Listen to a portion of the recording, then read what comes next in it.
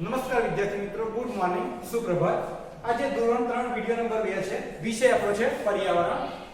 એમાં વિષય છે પ્રકરણ 13 આપણી લાગણીઓની ભાગીદારી। હવે એની અંદર જો આપણે વાત કરીએ તો વિડિયો નંબર 1 ની અંદર આપણે શીખી ગયા હતા કે એક વાક્યમાં પ્રશ્નનો જવાબ આપો।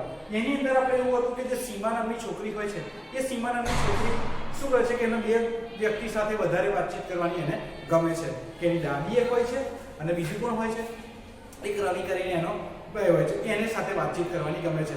આપણે એની અંદર પણ જોયું હતું કે બ્રેન લિપિ કોને કહેવામાં છે, બ્રેન લિપિની શોધ કેવી રીતે થઈ હતી એના વિષયની પર ચર્ચા કરવામાં હતી અને એના આધારે જુદા જુદા પ્રકારના આપણે એક વાક્યમાં પ્રશ્નોના જવાબ તમે સારી રીતે સમજ્યા છો અને એ તમે નોટબુક અને સ્વાધ્યાય પોથીમાં લખ્યા હશે। એની તમને હું બરોબર આશા રાખું છું કે તમે સારી રીતે સમજી ગયા હશો। હવે આજે વિડિયો નંબર 2 ની અંદર આપણે તારીખ 26/11/2020 ને ગુરુવારની અંદર જોઈએ તો પ્રશ્ન એક છે કે નીચેના પ્રશ્નોના ટૂંકમાં ઉત્તર આપો। और ટૂંકમાં ઉત્તર આપો એટલે કેવા કે જેની અંદર પ્રશ્નના જવાબનો અંત કેટલા હોય છે, ઓછામાં ઓછા 2 કે 3 વાક્યમાં આપવાના રહેશે કે પ્રશ્નનો જવાબની અંદર આવશે। જે આપણે આગળના વિડિયો નંબર 1 માં શીખી ગયા હતા એ ઓફલાઈન વિડિયોમાં ઓનલાઈનમાં કે એની અંદર એક વાક્યની અંદર લખવાનો હતો કે એક લીટીમાં જવાબ હતો કે દોઢ લીટી બે લીટીમાં જવાબ। તો પહેલું છે કે સીમાના પિતા દાદી માટે સમાચાર પત્ર મોટેથી વાંચે છે, તમે ઘરડા માણસોની મદદ કેવી રીતે કરો છો? હવે તો સીમાના દાદીની વાત કરીએ કે સીમાના દાદી શું હશે બરાબર કેરેથી ભરી ગયેલા હોય છે, તેમને શું કાને ઓછું સંભળાય છે, ઘરડા હોવાથી એમને તકલીફ હતી એટલે એમને સીમાના પિતા હતા એટલે કે દાદીમાનો દીકરો કહેવાય, એમને દીકરો કહેવાય બરાબર। તો એ શું કરતા કે સમાચાર છાપું લેતા હતા અને મોટેથી વાંચતા જેથી કાનથી સાંભળી શકાય। કાને તો પરફેક્ટ સાંભળતા હતા પણ આખી ઓછું દેખાતું અને બરાબર કાને કે ઊંચું સાંભળવાનું હોય તો સાંભળી શકતા હતા કારણ કે બહુ મોટેથી બોલે, કારણ કે બેરા માણસને બહુ મોટેથી બોલવું પડે આપણે એના માટે મોટેથી બોલે। તો કહે છે કે આપણે કેવી રીતે ઘરડા માણસોની મદદ કરી? તો મેં મારા વિચારો લખ્યા છે, તમે તમારા વિચારો કોની અંદર લખી શકો? હા, હું દાદાજીના ચશ્મા શોધી આપું છું। દાદાજી હોય તો દાદાજી લખો, બા હોય તો બા લખો, કાકા હોય તો કાકા પણ લખી શકાય આપણે બરોબર।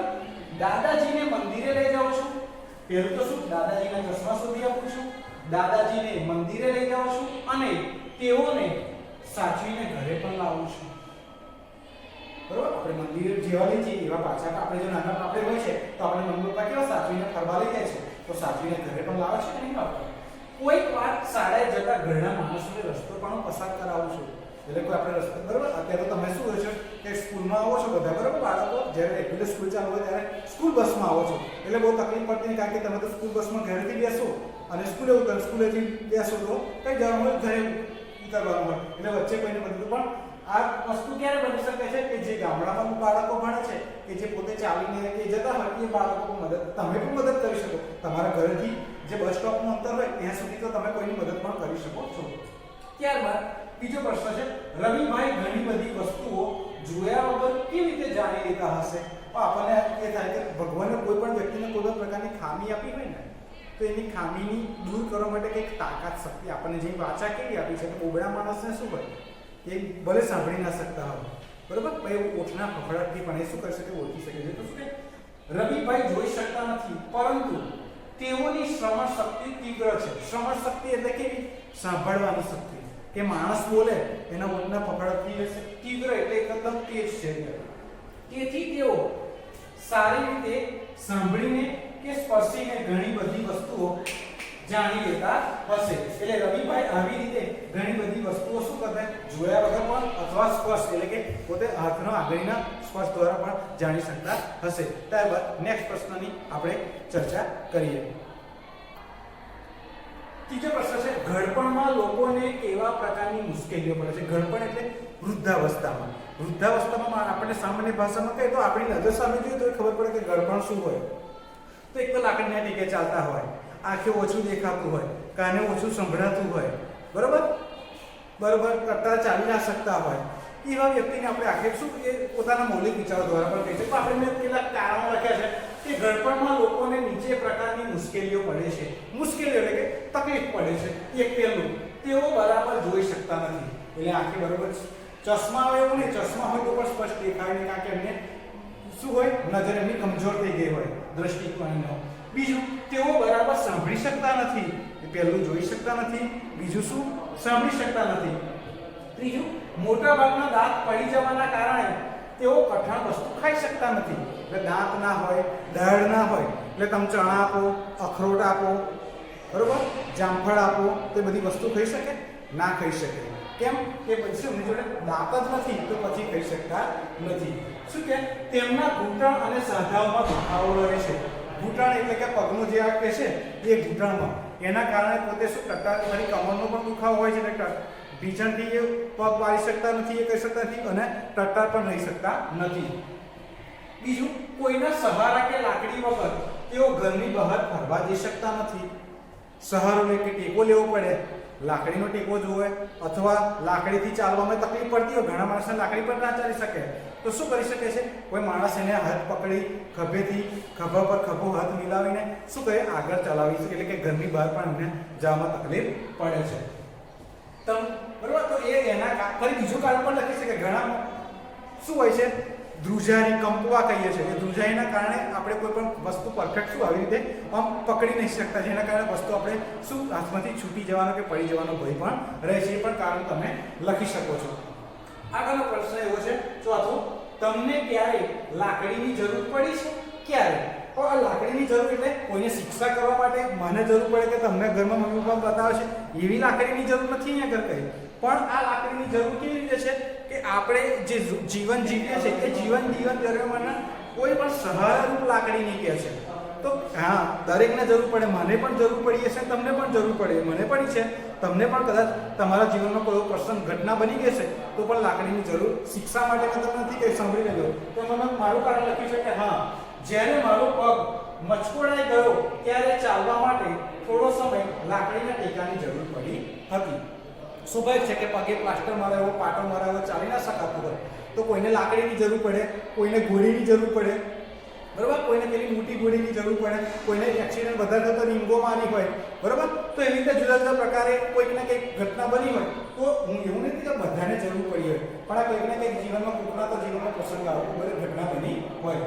આગળ પાછું, તમે ક્યારે વિચાર્યું છે કે તમને લાકડીની જરૂર ક્યારે ક્યારે પડી શકે છે? આ તો ભવિષ્યનું વિચારવાનું. મને અત્યારે ખબર ના કે મારે લાકડીની જરૂર કયા કયા કામમાં થઈ શકે, પણ ક્યારે ક્યારે પડી શકે છે. તો આપણે આ જ કારણોમાં આ ઘડપણ ક્યારે ઘડપણ, તો ઘડપણમાં મુશ્કેલી પડે ત્યારે લાકડીની જરૂર પડી શકે છે. તો આને પણ જવાબ જોઈએ. હા, હું ક્યારે ઘરડા કે વિકલાંગ વ્યક્તિને લાકડીના ટેકે ચાલતા જોઉં છું ત્યારે વિચારું છું કે મારા પગનું હાડકું ભાગી જાય ત્યારે મારે લાકડીની જરૂર પડી શકે. આ કારણે છે મચકોડાઈ ગયો કે ભાગી ગયો કે તૂટી ગયો કે પાટો મરાયો કે પ્લાસ્ટર મરાયો તો જ મને શું કહી શકાય છે કે લાકડીના ટેકાની જરૂર પડે છે. પછી બીજું ક્યારે જરૂર પડે છે? જ્યારે મારે કોઈ પહાડ પર ચડવાનું થાય ત્યારે લાકડીના ટેકાની જરૂર પડે છે. આપણે ખબર છે કે ગિરનાર પર, અત્યારે તો ગિરનાર પર ચડવાનું થાય તો અડધા પગથિયા તો નીકળી ગયા આપણા. કેમ કે રોપવેની સુવિધા થઈ ગઈ છે, બરોબર.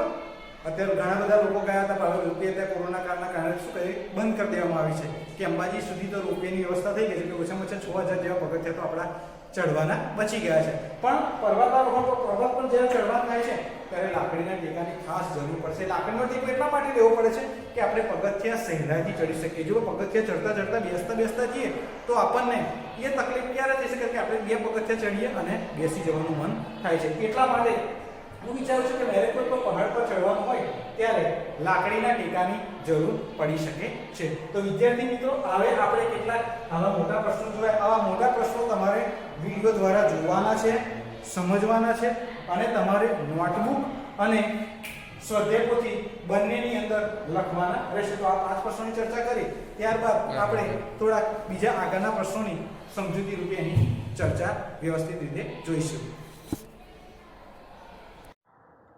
છઠ્ઠો પ્રશ્ન છે, જે લોકો જોઈ શકતા નથી તેમને આપણે કેવી રીતે મદદ કરી શકીએ છીએ? જોઈ શકતા નથી એટલે પ્રજ્ઞાચક્ષુ લોકો, બરાબર, કે આંખે જોઈ શકતા એટલે આપણે ભાષામાં કહીએ તો અંધ લોકો. કેવા કહેવાય? અંધ.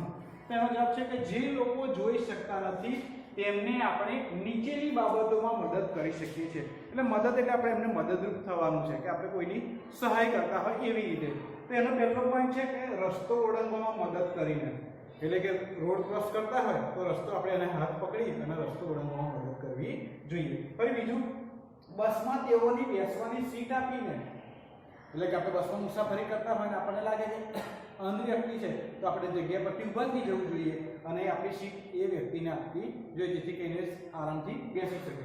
ત્રીજું છે, તેઓને સમાચાર પત્ર વાંચી સંભળાવીને, એટલે આ પાઠની અંદર જ આપણે હતું દાદીમાં, બરોબર, સીમાના દાદીમાં એ ઓછું સાંભળે છે, એના પિતાજી મોટેથી સમાચાર પત્ર વાંચે છે, તો આપણે એવું પણ કહી શકીએ કે તેઓને સમાચાર પત્ર વાંચી સંભળાવીને કહી શકીએ છીએ. પછી ચોથું છે સીડી કે બસમાં ચડવામાં મદદ કરીને. સીડી એટલે કે દાદર હોય, નિસરણી હોય, એની અંદર પગથિયા ચડવામાં મદદ કરે, એટલે કે આપણે હાથનો ટેકો આપીને ચડાવીએ, અને બસમાં ચડાવીએ, બસના પગથિયા હોય છે 2 કે 3, એની અંદર પણ આપણે એને મદદ કરી શકીએ છીએ કે જેથી કરીને સહેલાઈથી એ જગ્યાએ પહોંચી શકીએ. તેઓને મુસાફરીમાં સાચો રસ્તો બતાવીને, મુસાફરીમાં સાચો રસ્તો બતાવીને એટલે કે આપણે કહીએ આંધળો વ્યક્તિ હોય પણ એનામાં ભગવાને એવી શક્તિ આપેલી હોય કે તમે રસ્તો દિશા કહેવાની હોય કે આ દિશામાં સીધા સીધા જજો, તો એ લાકડીના ઈશારે પણ એ પોતાનો રસ્તો શું પાર કરી શકે છે. આગળ છે 7મો, તમારી આંખો બંધ કરો અને સાંભળો તમને કયો કયો અવાજ સંભળાય છે. આવા અનુભવ તમારે પોતપોતાની રીતે લખવાનો હોય છે. આવા અનુભવ તમારે વર્ગખંડનો પણ લખી શકાય, તમારા ઘરનો પણ લખી શકાય, જેવો અનુભવ લખવો હોય એવો લખી શકાય છે. પણ આપણે આમ આંખો બંધ કરી અત્યારે 5 મિનિટ લગીને આંખો બંધ કરી બેસી રહો, તો મને આજુબાજુ કયો કયો અવાજ સંભળાય એ હું લખી શકું છું આની અંદર. તો શું કહે, જ્યારે આપણે ઘરમાં બેઠા હોઈએ ત્યારે આપણા પરિવારના સભ્યોનો અવાજ, તો પહેલામાં પહેલો કોનો, આપણા પરિવારના સભ્યોનો અવાજ સાંભળીએ છીએ. પછી આ સિવાય બહારથી પક્ષીઓનો અવાજ એટલે કલરવ, જુદા જુદા પક્ષીઓનો અવાજ પણ આપણને સંભળાય છે.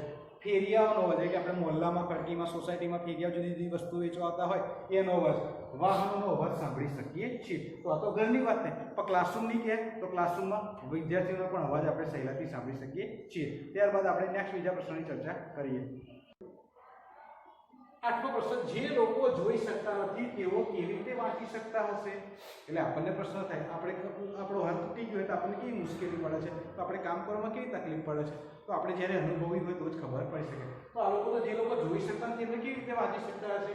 તો જે લોકો બોલી શકતા નથી, બરાબર, તેઓ બ્રેઇન લિપિથી વાંચી શકે છે. બ્રેઇન લિપિ એટલે મેં તમને કહ્યું કે પેલી 6 ટપકારી મૂળાક્ષર હોય છે, હાથના સ્પર્શથી, આંગળીના સ્પર્શથી એને વાંચવાની હોય છે.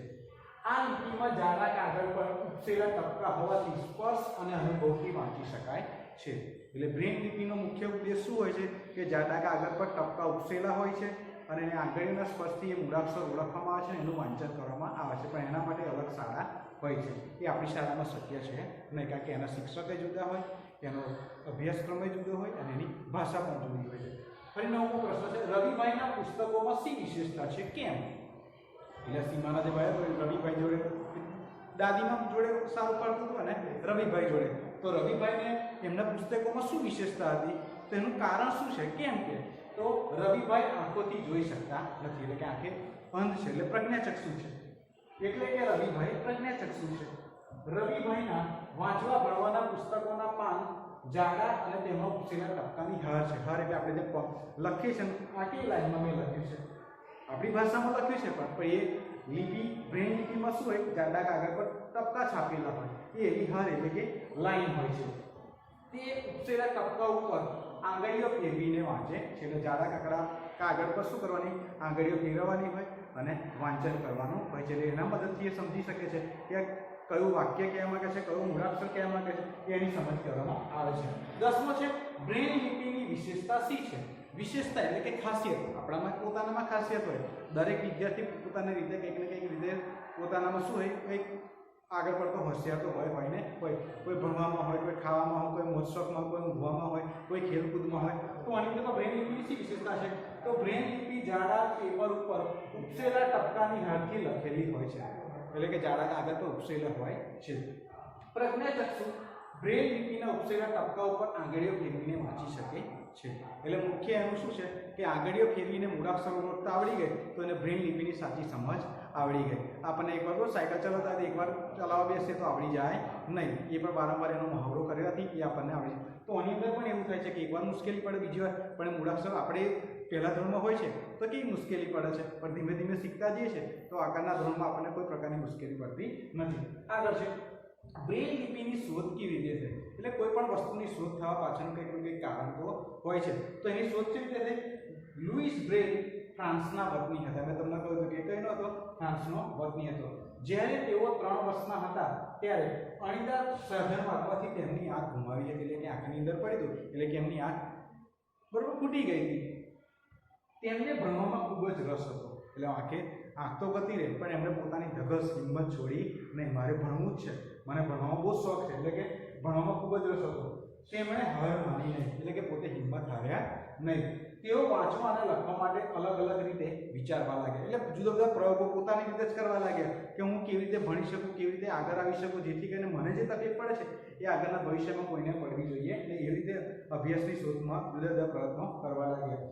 આખરે તેમને રસ્તો જડ્યો કે સ્પર્શ અને અનુભવથી વાંચી શકાય છે, એટલે કે જુદા જ પ્રકારની બ્રેઇન લિપિની શરૂઆત કરી, એટલે કે આગળના સ્પર્શથી જાડા કાગળ પર ઉપસેલા ટપકાથી એમણે શું કર્યું, એમણે વાંચી શકાય એવી શોધ કરી. આ રીતે બ્રેઇન લિપિ જાણીતી થઈ અને આ રીતે બ્રેઇન લિપિની શોધ થઈ. હવે થોડાક આપણે આગળના પ્રશ્નોની ચર્ચા કરીશું.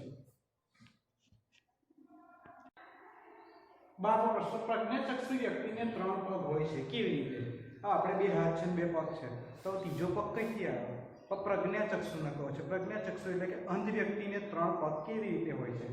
તો શું છે, પ્રજ્ઞાચક્ષુ વ્યક્તિ ચાલવા માટે પોતાની સાથે સફેદ લાકડી રાખે છે, એટલે કે રસ્તો ચાલવા માટે શું કરે, સફેદ લાકડીને ખખડાવીને આગળ ચાલે છે. આ લાકડીને તેઓ ડગલા ભરતા પહેલા આગળ રાખે છે, એટલે ખખડાવીને મૂકે એટલે ખબર પડી જાય કે રસ્તાની વચ્ચે કોઈ મુશ્કેલી છે, તકલીફ છે, એના વિશેની અગમચેતી આપી દે છે અને તેનાથી અનુમાન કરી લે છે કે આગળનો રસ્તો સુગમ છે. સુગમ એટલે કે સરળ છે. સરળનો અર્થ કેવો છે કે આપણે જવા લાયક છે, કે આપણને કોઈ પ્રકારની મુશ્કેલી પડશે નહીં, એવું કહેવા માંગે છે કે અનુમાન કરી લે છે કે આગળનો રસ્તો સુગમ છે.